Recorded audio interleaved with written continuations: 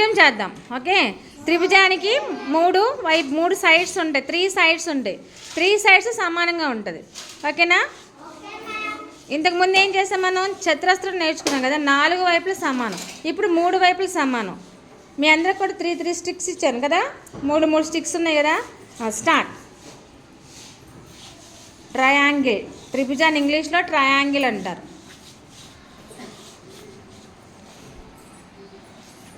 నుంచున్న వాళ్ళు చెప్పండి అమ్మా. త్రిభుజం.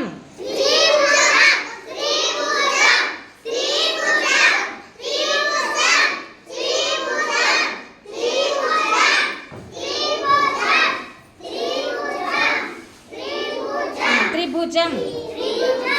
త్రిభుజం. ఓకే. త్రిభుజానికి ఎన్ని సైడ్స్ ఉంటాయి? 3. చెప్పండి.